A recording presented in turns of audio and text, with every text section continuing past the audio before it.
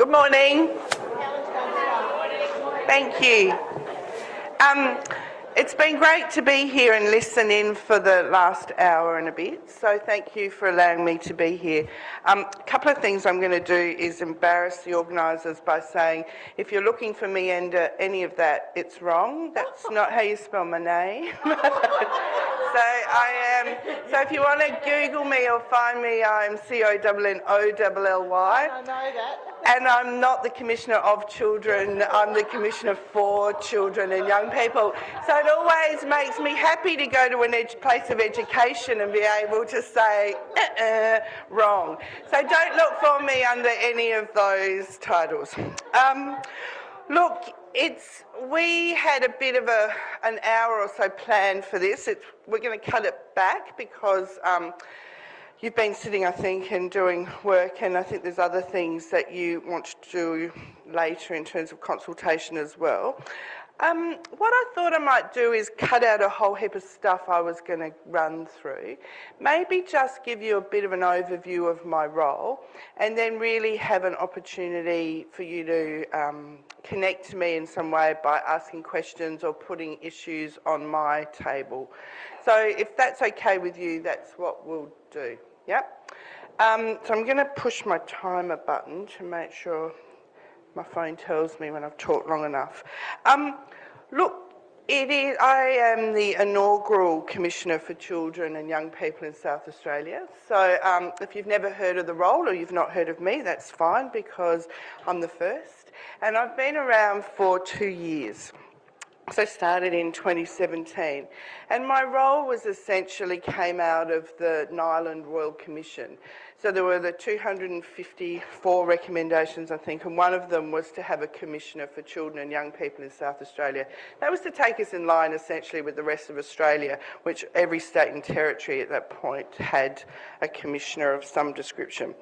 My role is an independent statutory officer, which means I report to the Parliament. I'm independent of government, I'm definitely independent of education. And so I come at my work through that lens. My work is guided by the UN Conventions on the Rights of the Child, which is the international treaty which sets out the critical civil, economic, social and cultural rights of all children across the world. So one of the things I often get asked is, so if we've got these treaties and we've got laws, why do we need a commissioner? What's the point really of having someone who takes up this role? So one of the things I'd say is that we have had the UN Conventions on the Rights of the Child as a treaty since 1990. So what's that, 40-something years? 50? What is it, 30, 40? Long time now. Someone who does maths, I should know this, 30. But essentially we've got these treaties. It's the most ratified treaty in the world, 189 countries, so there's no more ratified. But essentially what we've never done globally or here is to really embed it in our domestic laws or custom or practice. And I guess at one level, when I think about it, I think about the length of time it's taken for people with a disability at a global level or people of colour or women to be recognised in terms of their rights. So that's been hundreds of years. So I guess in that sense, that a treaty that's only a few years, decades old, may take a bit longer to embed. But one of the critical things I think that's happened with all the other treaties is people were enfranchised through giving them the vote, essentially. And so when we're not ever going to give children a vote, I don't think, then what do we do in the absence of them being able to tell those in power what they think? And so one of the mechanisms that we have in place are independent people whose job it is to promote and protect their rights and interests. Essentially, that's my role in South Australia. So I'm the person who at the system level actually looks at what's happening for kids from a rights lens. So what that essentially means is I look particularly about protecting rights and interests around a few of the critical articles. So there are lots of articles under the UN Convention. Possibly the most important in terms of the overarching is the right to not be discriminated against, the right to have the best interests of children taken into account in guiding decision making, the right to have services and supports that promote children's survival and development, the right to have their views and opinions heard and considered, and particularly for our children, our First Nations children, the right to practice culture and language and customs. So that's my primary responsibility in this state, to ensure that those rights are being considered across the board at a systems level. And the way I do that is essentially to look at and improve and advocate for better laws, systems, policies or practices by applying a child's rights lens. What that means is any new pieces of legislation coming through, big policy decisions, whether it's about transport or health or education or terrorism or just about anything, because if we really boil it down, everything decision we make has an impact on children somewhere. So my job is to look at it through that child's rights lens and say, if we do X, what will be the impact on groups of children?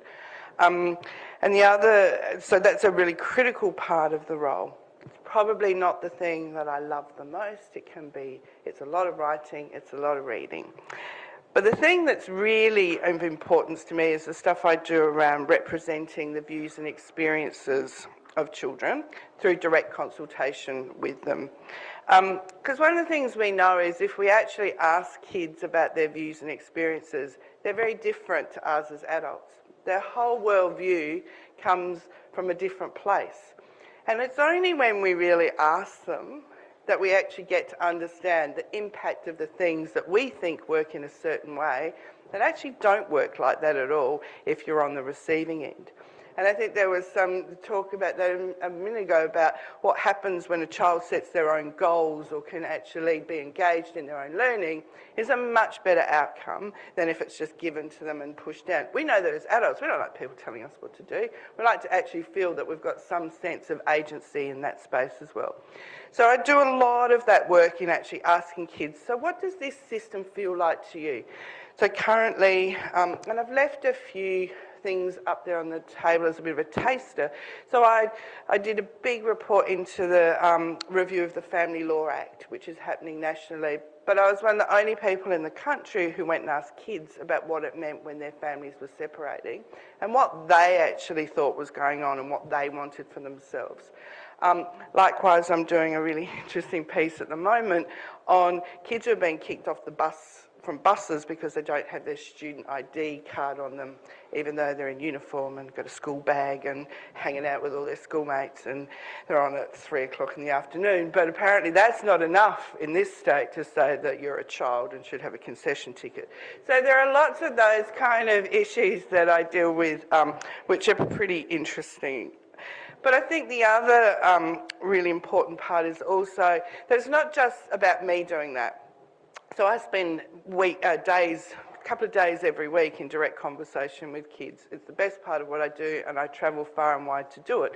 But one of the things that needs to happen is everyone needs to do this. Because not only have kids got a right to participate in things that impact on them, it actually makes sense for all of us to do that. That's a much more democratic society. We've got real threats to things globally around democracy. We've got threats to people's voices being heard. We need to ensure that we enshrine that in the way that we do our business. And we need to get our kids used to actually having their voice heard and saying what they think. We know that when they do that, they develop their own level of self-confidence and self-esteem and leadership. So it's a good thing for them, it's a good thing for us, but it also really does reinforce their view of themselves as citizens and as stakeholders.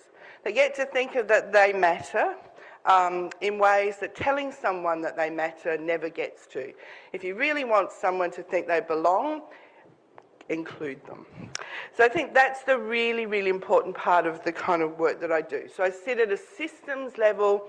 I don't deal with individual advocacy matters per se, but I do identify themes and trends, and if I think there are systemic issues, I do have considerable powers under the Act. Now, I'm reluctant wizard, so I don't use my powers, just at will. I have to really consider what we're going to do if there are things that we think are really big systems issues. But there is, I do have Royal Commission powers, which means that systemic issues relating to children are actually being looked at by me and supported by legislation. One of the things I really kind of wanted to get to was it's really important that we have an understanding that we have a rights framework around our kids. But for me, there's also this really important part of trying to understand who our kids are. And I'm just going to run you through a list because we all come to places, and when someone gets up and starts talking about children, most of you, or nearly all of you, have children. Some of you will have grandchildren. We've all been children. So we all, therefore, all think we understand children. We go, yep, and the picture that comes to our mind is the kid we know or the kids we know. But for me, it's really important that I need to think about that kind of broader diversity of children. So I'm just going to say that even when we think about children with a disability, that includes young adults, teenagers, children, preschoolers, toddlers and babies, Aboriginal children and young people who identify or who don't identify with their culture, young people and children who've recently moved to Australia, who may be learning to speak English, who may speak many languages, children and young people who never get sick, have regular temporary illness, who have long-term chronic illness, children and young people living with a physical disability, an intellectual disability, a sensory disability, or all of them, children and young people living with one, two, several parents, with siblings or no siblings, or with grandparents, kids who are living with foster carers, in extended families, kids who are homeless, kids who ride bikes, who catch buses, who drive in cars or drive their own cars, kids who spend time online every day, who have no access to a computer, kids who are involved in sport or music or art or drama or dance or none of these, kids who attend temple or mosque or synagogue or church or none of these, kids who are at public school, independent school, alternative education programs, homeschooled or not engaged at all with school, kids who are in employment, in paid work, in voluntary work or looking for work, who are caring for a parent or a sibling with an illness, a disability, or are young parents themselves. So when I think of the 0 to 18-year-olds in this state, I have to constantly think of that diversity because it's really easy for us to just go to the thing that we know and assume that that's the reality of everybody. And so I always start these conversations with saying we all need to think about all kids because you'll have an experience of children with a disability through an education lens. But most of my experience with children with a disability comes from a justice lens. So when I look at the kids who are being locked up or the kids before the courts, they're kids with disabilities. When I go out and talk to young people who are not able, who haven't had work, who are 15, out of school and have little prospects of getting employment, they have a disability. When I go to talk to kids in care arrangements, they have a disability. So I think it's a really important thing that we think about kids in the entirety. And for me, that's why a rights lens is the only lens to really apply. Because if we get caught into needs, we get caught into a particular area. It's a bit like the box. We start to box people. We need to think of kids, I do, in their diversity. But I just want to also paint you one more picture, which is how many kids there are. Does anyone know how many under 18-year-olds we've got in South Australia? Don't take a stab. I do with kids all the time. I play hot and cold, hot and cold. Anyone give us a stab? What's the number? No, way too high, too hot. 300 is too cold. So between 300,000 and 2 million, too hot. And one more go. So 350 is the closest. So we've actually got 367,000 under 18-year-olds in South Australia. But it's a growing number, and I think this is the other narrative that I want to talk to people about a lot is we talk about being an ageing state and an ageing population and age. Kids hear that too. What do you think they're saying? Oh, why do we want to hang around such a place where we're full of old people? But anyway, so kids saying if we want to keep kids, we've got to stop this narrative of ageing, because in fact, we're going to have 420,000 by 2040. So the number of kids is actually growing. But we rarely talk about that as a kind of as a demographic figure. About 23% of the population, most of them 77% in greater metro, 23% in regional. Still quite a number of kids in regional areas. For any of you who are from regions, I go to the country a lot. It'd be very rare to see a kid anywhere in a country town. So there's really no visible sense that there are a whole heap of kids living out in the country.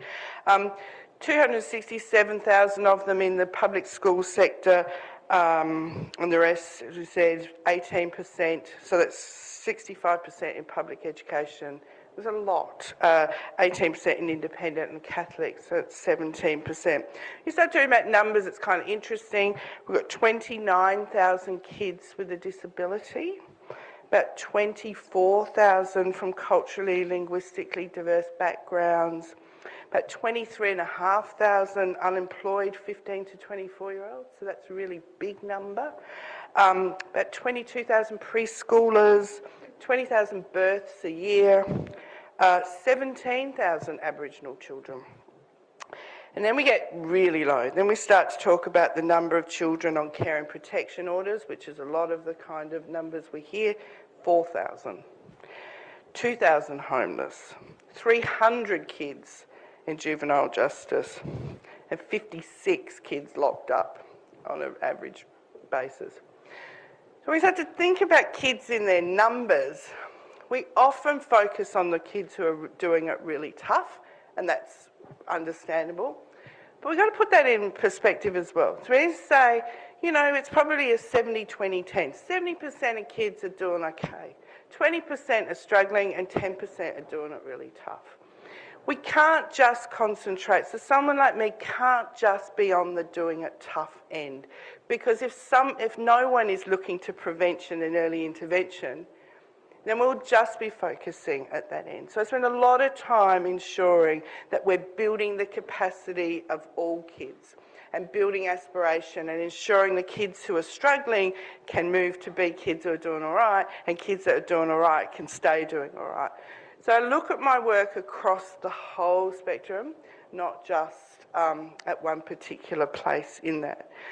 So for me, why I'm telling you this is because I think there are a few things.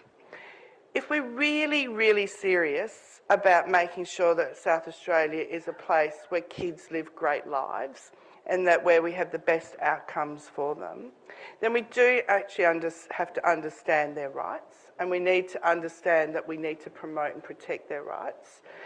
Because if we don't do it, they have no other way of actually, they can't vote us out.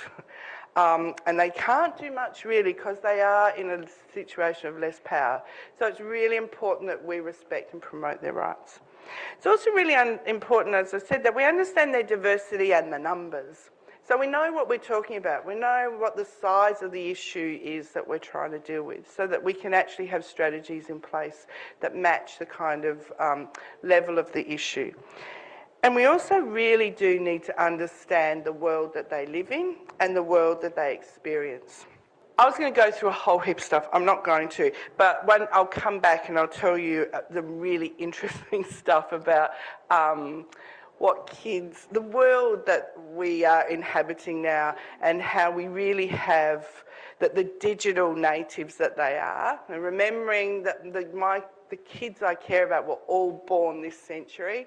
And most of us are last century's people. And I think when we really start to think about centuries, they are centennials. That is different. They're not me and they're not you. They are actually a different group of people because their world is so vastly different. And it's a good thing, because I'd like to think that when I looked at my nana, who was born in the century before me, that I thought we'd progressed and moved on a lot as well. I think there's a lot of things in there about the way that they experience the world. But I want to tell you what in like a couple of minutes, I do want to have you to tell me something. So in order to find out what I was going to do when I started 2 years ago, I thought, I've got this massive piece of legislation. I could do just about anything and start anywhere. And what I decided to do was that I would actually go talk to kids, get them to tell me what was the really important things for them and develop a strategic plan totally from the voices of children. Hadn't been done before, so I went out, had these small group conversations with about 1,500 kids, and they told me a number of things. What they told me was really important to them in the top 5 things were, number 1, school, education and learning was number 1. Number 2 was family. Number 3 were the things they like to do, the activities, the fun, the kind of interests and hobbies. Number 4 was the opportunities they have to connect in with their community, whether it's going out, visiting the library, doing whatever it is, going to the footy, doing those kind of things. And number 5 was friends. The friends thing had no difference between human and non-human friends. So animal friends were equally as important, and I think it's really important that we all remember that when we're thinking about animals.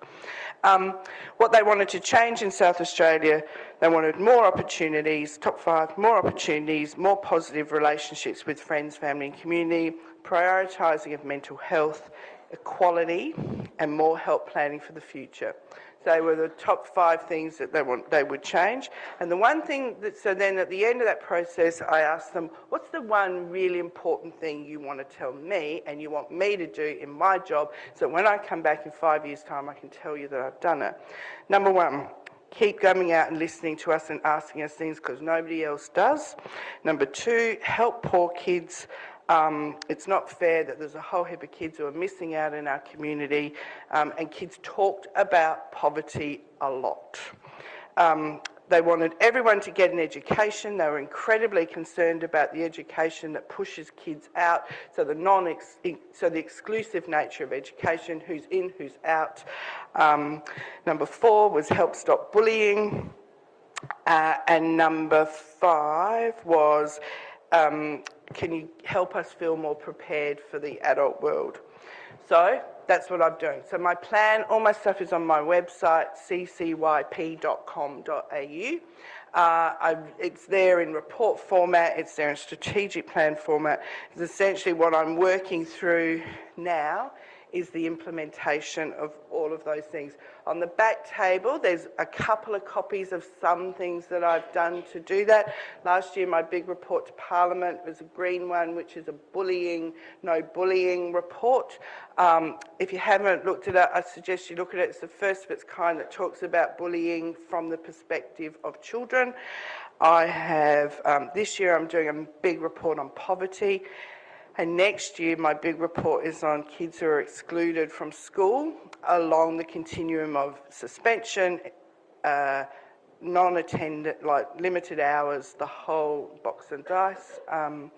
And the year after is something else, I can't remember. But anyway, so we're working through it in exactly the things that they told me were the most important things to them.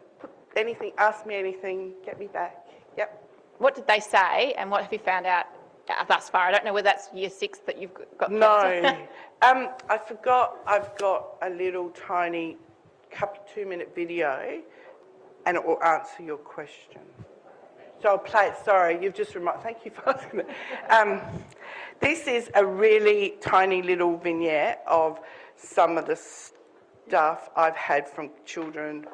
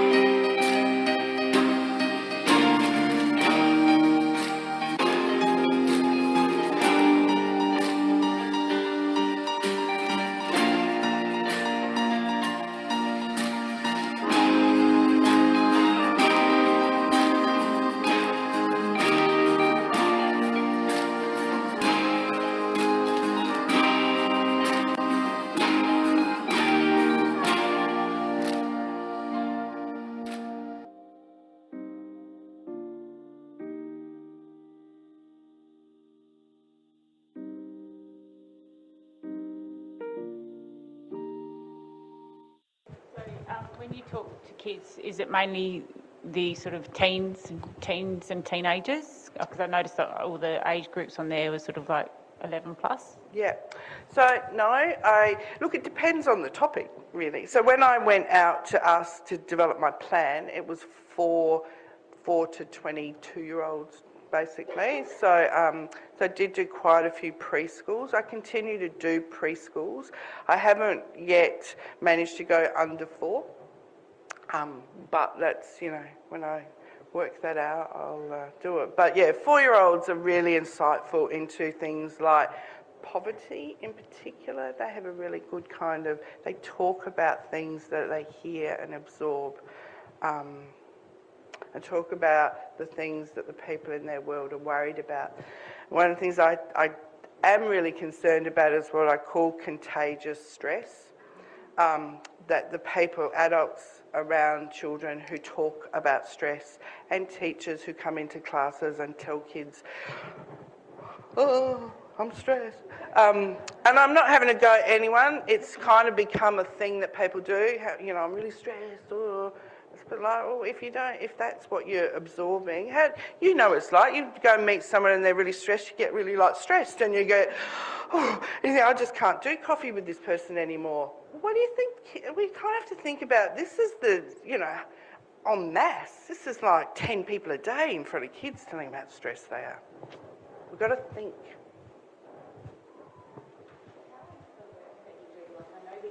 Probably need a mic.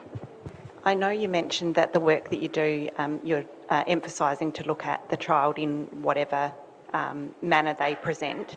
How do you envisage some of the work that you're doing to interface across all of those service systems of where it comes across? So for us here, it's about interfacing in education, where parents, we're on that journey with that child, wherever they are and whoever they are, interfacing with health, where we see gaps between health and education, and again with NDIS and what all of that looks like across the board to influence a better continuum, that this is a person going through the journey, not a person that's in education or a person that's in health. I mean, I guess that's, for me, why I can sit above pieces of legislation and whole of government look as well, that I actually can see that we're talking about people. So my big thing is about how do we bring humanity back into systems and services, because I think efficiency and even equity is not the main game. I think it's about individuality and kindness and a whole heap of other dominant things that need to be driving this. So I am trying to push an agenda around that. But also, so there's a whole I think about it a lot and try to work it out. I also really ensure that whenever I'm talking to kids that I really go for diversity at whatever place I can. So I spend a lot of time after hours on weekends going to camps at places where kids are, not just in school, because what I know is in the school environment, kids operate very differently than they do in other environments. The project I'm embarking on at the moment around children with a disability in particular is, so you all know the NDIS children's service providers, of which there's an ever-increasing number. They actually are no better at... there's my timer. They're no better at finding out the voice of the child than anyone else. So I've put it to them that they actually need to get their act together in terms of how they connecting with kids and being driven by some of the things that kids say and asking them what they want. They've kind of went, oh, you're right, we don't do it. Now, what I've said is I will facilitate a process over the next 6 months, I think it is, where I'm going out to different providers and running consultations, particularly with kids, about what they would like to have more of a say in around their lives. Very complicated because I've got all differing abilities. So I've got a person working with me on it. But we start, and we've got we're already booked in. So Can-Do and Cara and some of the others are actually all come on board. So next year I will have, so the version of the listening tour, which was my big one, I will have a listening tour just of children with a disability that will actually, I think, inform us all, which I think will be, I'm particularly excited about it. I'm also very worried, not worried, nervous, but I think it'll be great. Connolly, what happens to those children or young people who cannot actually speak? Yeah. How do you communicate with them? Thank you. Yeah, and look, and that's the challenge. And I think one of the things that people from the disability field, in particular when I first started, said to me, we've got a number of children who have communication needs and difficulties. My thing is, I will work with providers, with parents, with whoever it is to get their voice. But I have to start doing everything else, and I have to build that level of comfort and confidence and ability and know what we're doing, and we'll get there. It won't be this 6 months, although, look, if kids, we will have to deal with this. And there are ways. You can tell, there could be people here who want to actually be on a group to advise that can actually do that work with me. So my stuff is all about, I'm not a small person, I'm a big person, but I've got a small team. It's not for me to do this stuff. It's for me to show and enable, but it's for everyone else to want to do it and pick it up and to really start embedding it in the culture and practice of what we do. Hi, you mentioned about some of the groups you did go along and consult with, like Can Do, etc. But as someone else pointed out, what about when you fall in the grey areas? How do those children who don't have a defined group, society, or whatever, their disability doesn't belong to one particular domain, how do you get their voice heard? How? I mean, I think the thing for me is I don't know. I don't pretend to know. But I try, and so if there are those groups of kids, you tell me how we do it. Because I'm doing a piece of work with children of prisoners. There are possibly roughly 4,000 or 5,000 kids in South Australia. They're not identified as a group, they receive no funding, they're not counted anywhere. So what I've had to do to get to those kids is do sessions in the prisons.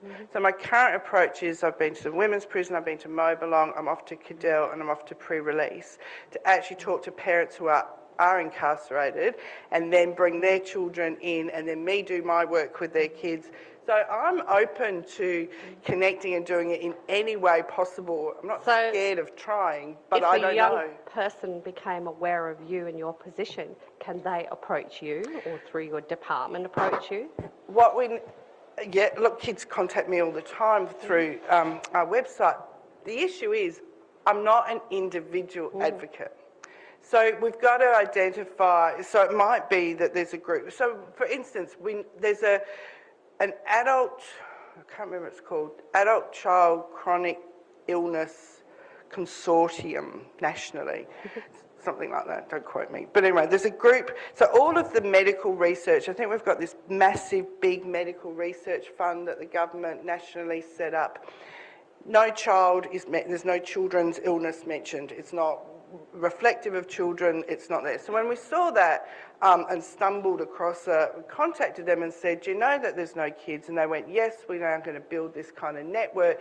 So now there's this network across the country of saying there are children's chronic illness that needs to be researched, They've said to me, oh, Helen, no one else can do this. Do you want to go and find these kids and do some of that work? So we've got to kind of come at it from the bottom and come at it from at the top. But also, I don't know what I don't know. Yeah. And I don't pretend. What sort of authority do you have over if there's something being done wrong by those in power? What authority do you have? Oh, look, it's about remembering 2 years, so I've only been around for 2 years, so you've got to build a level of influence, so no one can come in and kind of whack people without actually having some cred. So first thing, it's about building credibility. Second thing, it's about bringing a message that hasn't been heard and is real and has authenticity. Third thing is about having relationships with the people who are making important decisions. I meet with parliamentarians frequently and I meet with everyone in Parliament. I write directly to ministers, I meet with them, I talk about this stuff, I build alliances. I hope it's the thing that, worries me the most, and I'm doing all this stuff and we're really having an impact. I think there are things along the way. I got children put in the Education Act. The new Education Act had no reference to children in the preamble. Like, pretty basic stuff, isn't it? So I've got them to put in the UN Convention and the fact that children... So I think that is an unknown. No one would know that, I tell people. But that kind of thing. So I think people are generally good and mean well. And when you tell them something like, do you know that this will have an impact on this, or this is missing from it, they do kind of go, oh, and then try to work things in. I'm talking to transport, I'm talking, to primary industries. I've been doing a lot in the regions saying, I go into regional development authorities and they've got glossy banners and videos and stuff. And I went the other day and I said, I can't see one picture of a child. What, do no kids? Do you have no children? And they were like, oh, and I said, all of you would tell me individually that the reason you work on your farms and you do this stuff is to give to your kids. But where do kids see themselves? So I work at so many different ways. I hope I have influence. I'll measure it after my 5 years and we'll let everyone know. So how do you go about implementing change? Do you just put it to somebody in government for them to, if they're interested, look at all sorts of introducing different it, ways. or? So there's, so some of the stuff is putting stuff in legislation. A lot of it is showing people how to do things. So I also work that government's not the, government's and part of the solution. I've never worked for government, I have to say that. In my whole career, I've never had any role in government. I come from community. I am a person who believes the power is at community level. So I work with groups of people. But I also think the business community in South Australia has an interest in ensuring that everything's going really well. So one of my strategies with them has been to get them to understand that future sustainability means they need to connect with kids. So now they're starting a whole heap of processes around how we build pipelines of work experience. So I've had a lot of media this week on work experience that just came out of nowhere because of the work I've been doing with industry. So that's one strategy that works with that group. Strategies with others.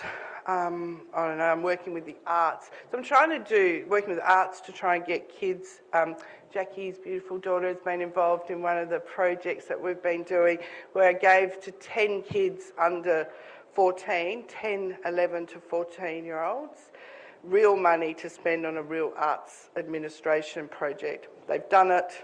It was announced yesterday. So now all of a sudden people in the arts industry say, well, children perhaps can actually do more than we give them credit for. So try to model, pilot, implement, run, tell, you name it, song and dance, whatever it takes to actually get people to kind of go, oh, there are different ways to do this. Big one that will be really interesting, I think, for you is this exclusions piece. What does that look like? We've got a big summit where we're going to actually put in September, where we'll bring people and say, this is the problem. My approach in that one has been parents. So I've done parent interviews and had parent case studies of what's happening for them. When you put some of that stuff in front of people who don't understand that's how the system works, it can hopefully make a change, and then we start the hard slog of whatever that implementation looks like. So I have it's certainly multi, whatever it takes kind of approach. And I can because it's me and it's my team and I don't have to ask permission and I don't report to anyone, which is the freedom of being independent and statutory. There's no one here saying you can't do that. But then you have to make sure that when you speak that people listen. If you're always, people won't listen, will they? Any more questions?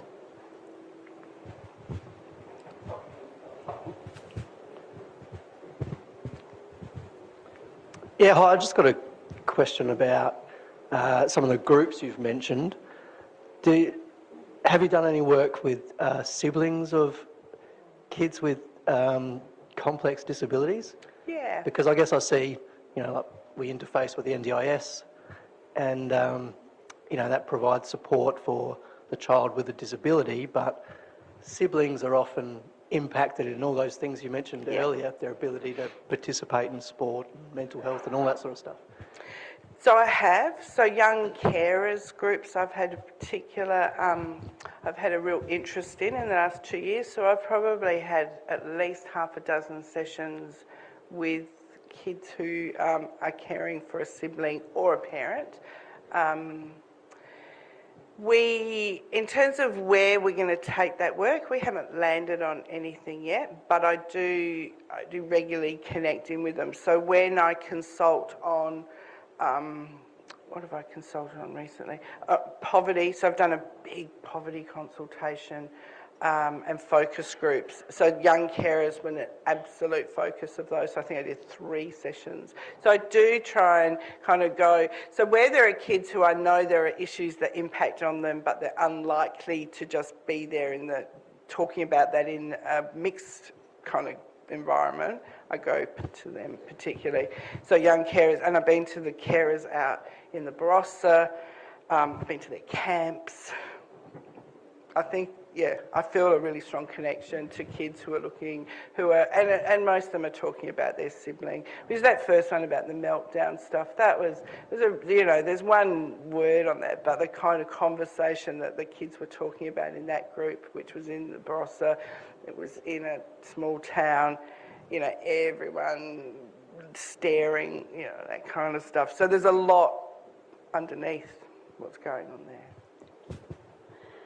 Thank you, Helen. When I was listening to the conversation, it reminded me of some reading that I've been recently doing about people who had been labelled hard to reach. And this particular young person was saying, that he had been given this label hard to reach. And he was saying, it's as if someone's put me up on a shelf and then they're standing there going, wow, you're really hard to reach. And he was actually saying, well, don't do that. Just come to where I am, where I hang out, where you'll find me. Sit beside me and have a conversation and connect with me, and that's how you'll reach me. And I think that's kind of what I've seen Helen and the Commissioner's Office doing with young people. So my question is, I'm really interested in the next stage and the look at inclusive education. I strongly believe that my daughter has a right to an inclusive, a good quality inclusive education, the same as any other child in South Australia and Australia and in the world. So, my question is, how do our children get a chance to have some input into that phase?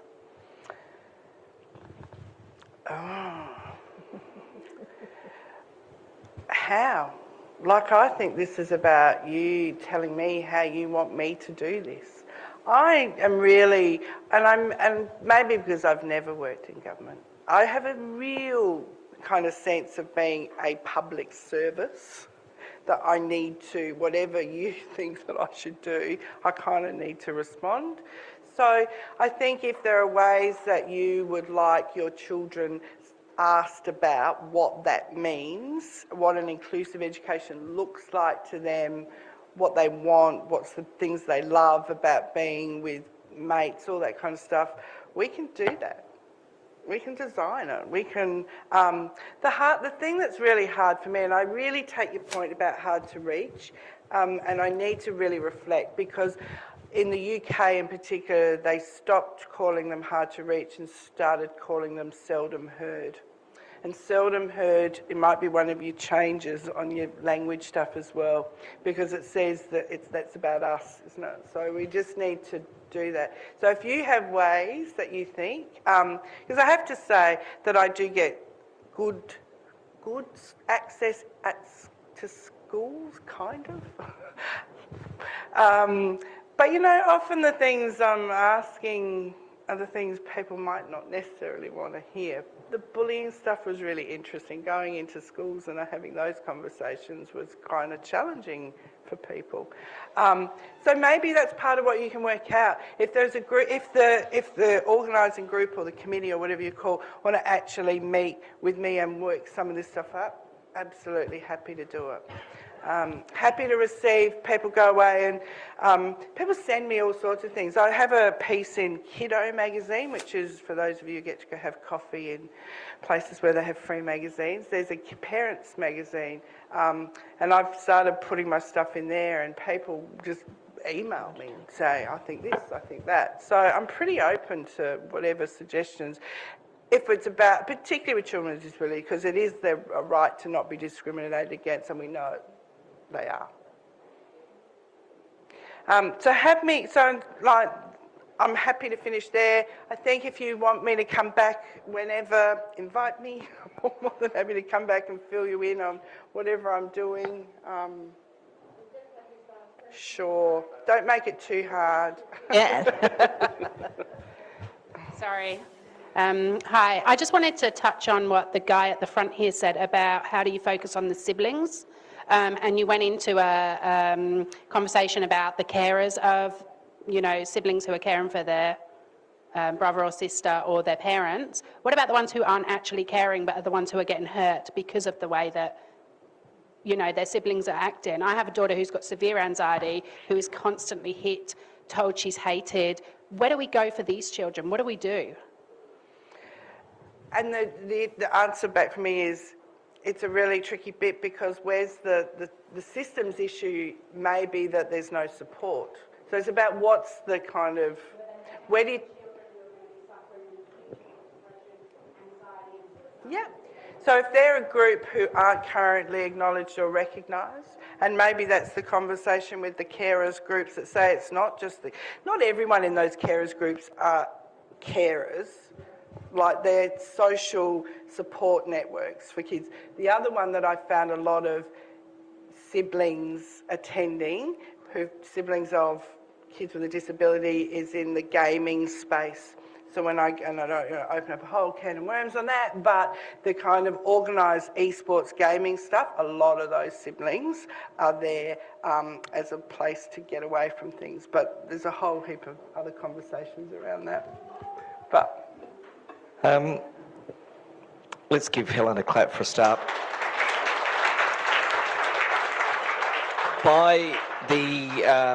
As I read the room, the sense of engagement was very strong in the messaging that Helen was talking about.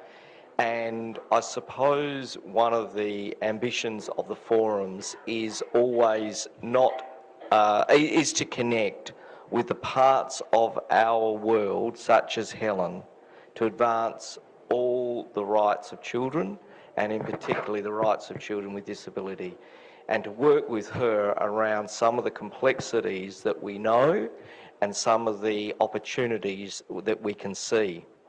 So Helen, I think we're going to take you up on the offer to meet as a reference group with you, because I have a sense that some of the things that we've got in the room are your ambitions, and your ambitions are some of our ambitions, and so I can see some alliance happening here.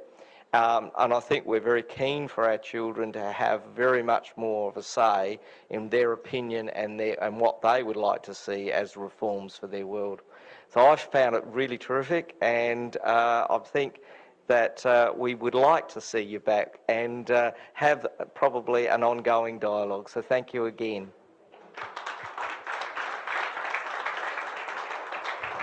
And we just want to give you something which is from the disability unit at Para Hills. And the little label says that this has been made by the students in the disability unit. Disability is not inability. And there are some special little things in there for you. So say thank you.